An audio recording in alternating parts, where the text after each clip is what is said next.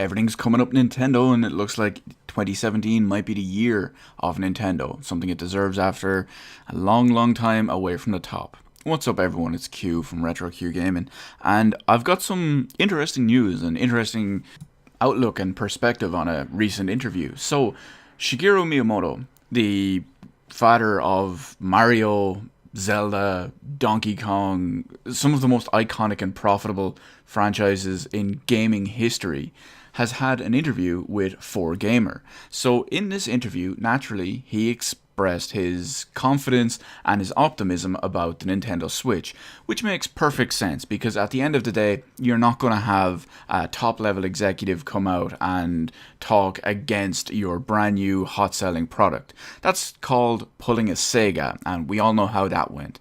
I mean, Sega nowadays no longer make hardware, unfortunately, and Sonic the Hedgehog is on everything. So, because of all of that, Miyamoto has had a couple of interesting things to say. And obviously, the Nintendo Switch, which launched on March 3rd of 2017, he said that he really hopes that the Nintendo Switch can be more popular in 2020 than it is even today. So naturally, the Nintendo Switch, as it is at the moment, is extremely popular. It's sold out everywhere on day one, and Nintendo are having they're having trouble meeting demands of creating the hardware. So that's pretty good. When you look at the actual sales numbers, for example, the Nintendo Switch sold 2.7 million units in its first month alone, and as of 3 months into the console life, it's estimated to have sold roughly about 4 million units. So assuming that number is correct anyway, 4 million units in 3 months, that's pretty good. For example, by comparison, that has sold 1/3 of what the Nintendo Wii U, one of their biggest failures, had achieved in 5 years, and Nintendo have done that in 3 months with their new system. So everything's looking promising. You look around the internet, you look around publications, places are talking about how much of a success and how popular the Nintendo Switch is. Some places are even forecasting future sales to outpace the Wii, which of course was Nintendo's best-selling home console of all time, and one of the best-selling home consoles in general of all time. So to do that again would be huge, especially coming off the back of the failure that was the Wii U. Then, of course, you've got the official sales projections and the production ramp-ups from Nintendo themselves. Allegedly, depending on who you believe, they can be ramping up production and ramping up sales figures or projected sales figures to hit up to 18 million units in the first fiscal year, which would be huge. Now, realistically, Nintendo, I believe, have set their proper official expectations at 10 million units, but allegedly some places have said that they've gone up to 18 million, which even 10 million units in the first year would be very, very good. But the biggest thing I wanted to talk about in this video was something else that Miyamoto commented on in this actual interview with 4Gamer.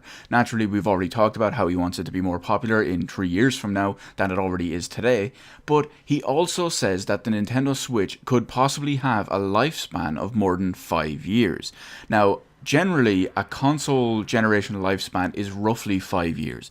Give or take, it can fluctuate a little bit, and as well as the 7th generation is a bit of an exception because of the whole financial crash, and it was mainly considered for maybe even 4 or 5, possibly even anywhere between 3 and 5 years that that particular console generation outlasted its stay. That would be the Xbox 360 and the PlayStation 3. You can include the Wii in there, but mainly it's the focus of the Xbox 360 and the PlayStation 3. There were several reasons for that. Is console hardware can be restrictive after so many years because the hardware doesn't change and it becomes long in the tooth and it can't do as much. Meanwhile, other platforms, other consoles, other even machines like PC, for example, will be pushing forward with new graphics, new physics, new engines, new features, etc., etc. While older consoles will show their age essentially and what they can't do more and more as time progresses. Also, another thing to note in the same breadth of conversation, not Breath of the Wild, but breadth of conversation, is the 8th generation of consoles: the Wii U, the PlayStation 4, and the Xbox One. I'm going to leave the Wii U out of this part of the conversation, mainly because the Wii U is officially dead and it's officially done. The Nintendo Switch, the 9th generation console, is still going, obviously, but the 8th generation, as far as the PlayStation 4 and the Xbox One, is going to be a little bit strange. We're not sure if it's going to be a 5-year lifespan, if it's a 10-year lifespan, or what the deal is, especially because while both consoles released at the end of 2013, there's now these new features, or new refreshes, I should call them actually, of the consoles. 4 years into the life at this point?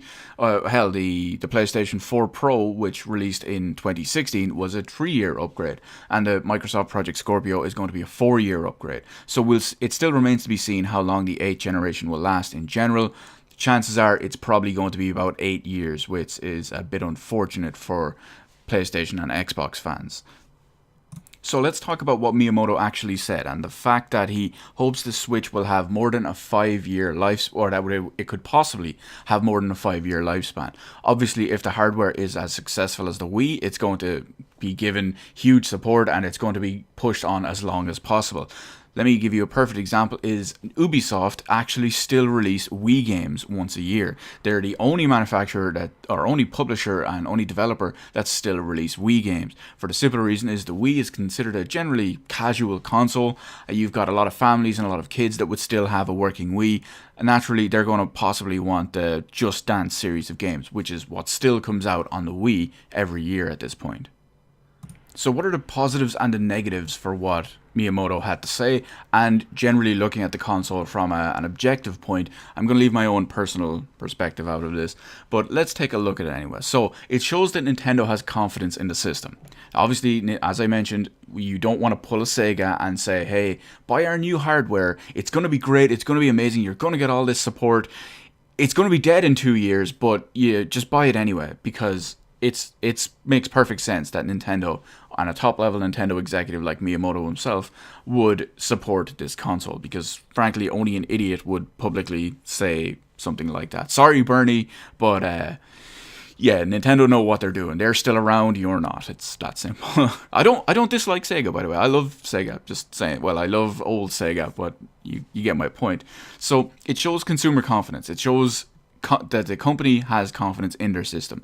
It can give the consumer confidence in the sense that if you buy this hardware, you will not be replacing it every 2 years. Your initial €330 investment will last you 5, 6, maybe even 7 or 8 years. So that can be a big draw for a lot of people, or especially because the Nintendo Switch is compared to the Wii in the sense that it could become a huge casual console.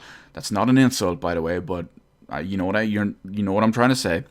And it could be a huge casual console, something that the families pick up. They might only play once every few months, but the fact that they can pick it up and play it and do whatever. And it really goes to show the mothers, the fathers, the parents, they'll all say, well, hey, listen, I can buy this one machine for my kids and not have to worry about buying another machine every 2 years or every 4 years or something. This Nintendo Switch will last me 8 years, which is a good thing in the general public's perception, especially if the Nintendo Switch is going to reach the casual audience. This next point I'm going to make has a little bit of a caveat that kind of will tie into one of the cons in a little bit, but the big thing as well is if a console is going to last 5, 6, 7, 8 years, whatever it be, the fact is that, which ties into what we also just talked about, is that you can purchase this one console and sure, it's going to last you 8 years, but at the same time you know that it's generally going to have support and games and all for those that extended period of time beyond the usual 5 or so years. Perfect example of that, we'll call it an example. A perfect example of that would be if you buy, let's say, a Nintendo Switch, let's say it lasts 8 years. If in year 6, 7, and 8, there's literally one game released a year, that doesn't count, because the general perception is that it needs proper support and that it will get proper support for multiple years beyond its general usual life cycle. Now we have to move on to some of the negatives and some of the cons when it comes to this Nintendo Switch possibly lasting 5+ years when it comes to life cycle generation and all that. So one thing, the first one we want to mention straight away, because I feel like it's almost the biggest thing when it comes to it, the actual power of the Nintendo Switch. In relative terms, the power of the Nintendo Switch is very low. For the simple reason is, it's a little bit more powerful than a Nintendo Wii U, only a little bit now, mind you, and it's also considerably behind the Xbox One and PlayStation 4. Consoles, mind you, which were released 4 years prior. I realized part of this limitation was to do with the design of the hybrid console, that it could be picked up and brought and played in handheld mode anywhere, and the battery life you get on it, but it is still worth mentioning because at the end of the day, it's an important factor in companies that support the console, how long it gets supported, as well as how many people perceive it and how people perceive it and how many people actually buy it. Next up is features. Yes, while the Nintendo Switch has one amazing feature that we haven't seen since in along the lines of the Sega Nomad or the certain models of the PlayStation Portable, for example, it has the ability to be a handheld and a portable console. I realize that's a pro, but it's going to factor into what I'm about to say now. So while it has that, we could almost say immensely popular feature and ability, the console itself has actually launched with very few features and very basic functionality. For a perfect example is the other consoles will have web browsers. They may not be exceptional web browsers, but they have them. They are there. They support other consoles will support various streaming apps and various video services. Now, the Nintendo Switch doesn't. They're possibly touted to join them in the future, but at the same time, it is still an important feature that is missing, because overall you're looking at it. Most people will be looking for a device that can do several things versus a device that can just do one thing. Let me give you a perfect example of that. I never use video services. I don't need Netflix, I don't need Hulu, I don't need Amazon, I don't need Crunchyroll, I don't need Funimation, I don't need any of those video services because I just don't use them. However, even though I know I don't use them, and I would never have any interest in needing them on my Nintendo Switch, I still realize it's a valid criticism to not have these features available. Another thing that comes as a huge con, especially when looking into, say, families or the casual audience, is the price of setup, the price of initial investment, and say the price of the accessories and all that goes with it. So let me give you a perfect example. Now, I realize this isn't indicative of first day one on everything, but it's relevant because it is the comparison for when the Switch is available. So the Nintendo Switch launches at €330. It launched at that price a few months ago, and it's still that price to this day. No price drops, obviously. But let's look at its competition at the same time as the Nintendo Switch became available. So you can get a Nintendo Switch with no games, very little comparative memory inside it. I mean, it uses 32 gigabytes of internal storage, and no game included with that. So realistically, you're looking at about a 300 and...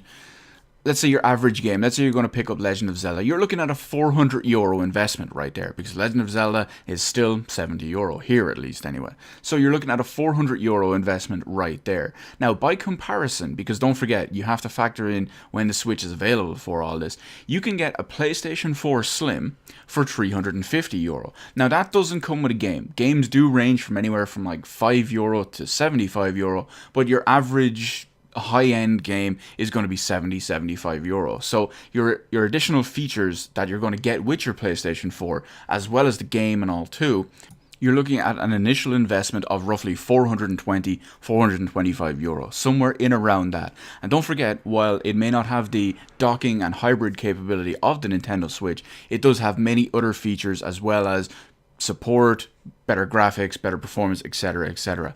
Now, so that's the PlayStation 4 comparison. Again, let's look at the Xbox One. While slightly less powerful than the PlayStation 4, is generally considered more powerful, decent leap and bound, more powerful than the Nintendo Switch. As it stands at the moment, no special offers or anything withstanding, because, well, today as I'm recording this, you can actually buy a PlayStation 4 for €200 because there's a sale, but I'm going off the base version of the price. So let's look at the Xbox One. You can get a 500 gigabyte Xbox One that's using over 10 times, almost 20 times as much internal storage as a Nintendo Switch, with a game for €250, as well as many other features that are inclusive on the Xbox One, such as an Ultra HD Blu-ray support, because that is still a necessary feature to think of in comparison to what you're getting for your money, as well as a bunch of other stuff, video streaming services, etc., etc. So once again, for the Xbox One, you can literally get going with no additional anything needed whatsoever for €250. That's a pretty good entry point, if you ask me. There are even certain other bundles which will have a different game or a better game or a bigger hard drive or something like that for roughly €300. So you're still getting an overall better and fully fledged experience in general on what it offers to you for €30 less, or even if you factor in the game, for €100 less. So it is a valid thing to worry about when looking at public perception.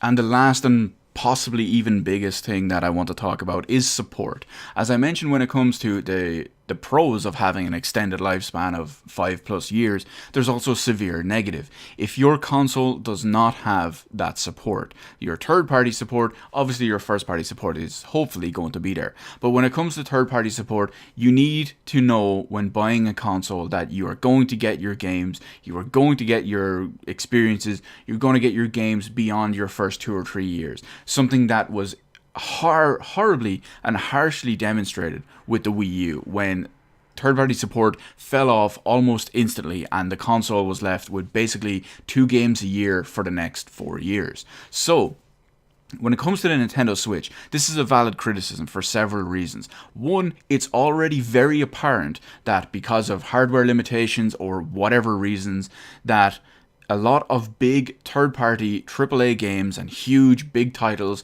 do not make a Nintendo Switch appearance. Now, it's still pretty early and some things could change, but as it stands at the moment, pre-E3 as it is, the 9th of the 6th, 2017, there is still no announcement of Call of Duty on the new Nintendo Switch. So there's obviously going to be a new one this year. It's not appearing on Nintendo Switch as we know it right now. You may not like Call of Duty. I'm not a fan myself, but to argue that one of the 2 biggest franchises in the world is not appearing on your brand new 2017 console, that can be very worrying. Other manufacturers like EA, Ubisoft, Square Enix, etc., etc., they have all these big AAA games, big production, big graphic, big production value games actually coming out on their PlayStation 4, their Xbox One, and their PC, and they are not available on Switch. The games that they do make available on Switch are very cut down, they are very different and usually spin-offs or new no-name basic titles. This is not an insult on Nintendo Switch. I'm looking at it objectively. If I can get, if not just me, but if a family or a person goes in and say, hey, I want this kind of game, and this kind of game. What do you recommend? Well, you can get all that on your Xbox. You can get all that on your PlayStation. You can't get much of all of that on your Nintendo Switch. That's a whole other story.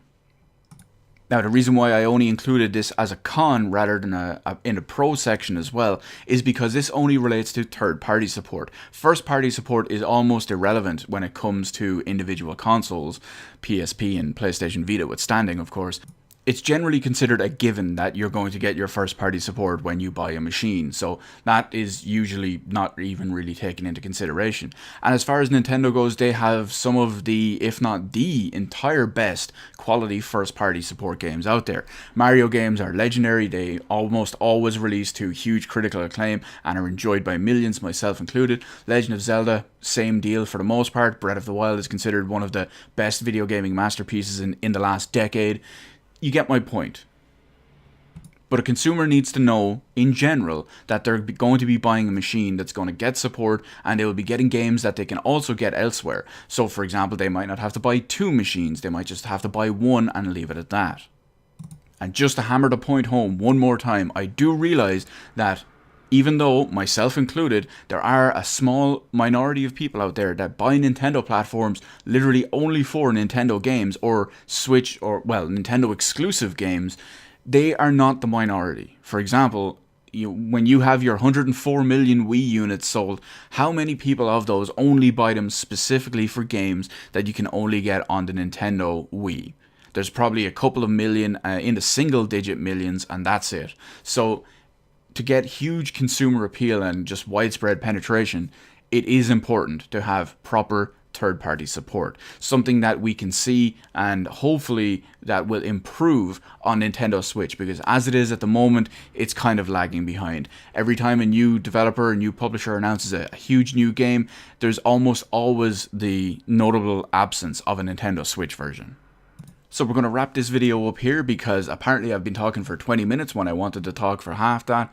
So once again, I'm just going to finish off with this last comment. This is not an attack on the Nintendo Switch. I have my Nintendo Switch. I generally play it a lot, and all the time I've put into it over the last 3 months has been pretty damn good, especially with Zelda, Mario Kart, and I was pleasantly surprised by Ultra Street Fighter. So they're all pretty important things to take into consideration. Not what I just said, but all the points I made in the video feel like an important way to look at it. I think I kept it objective rather than being subjective, so I'm pretty sure it makes sense to most people. Let me know in the comment section below what your predictions are for the Switch, what your concerns are, what your worries are, what your hopes are, what you think the positives and negatives are, what you think my view of the positive and negatives are, and what you think of the overall performance of the Switch. What do you think we're going to see it do? Do you think we'll see it last 6 to 8 years? Do you think it's going to sell better than the Wii, catch up almost to the Wii? What's the deal? Let me know all of that in the comment section below.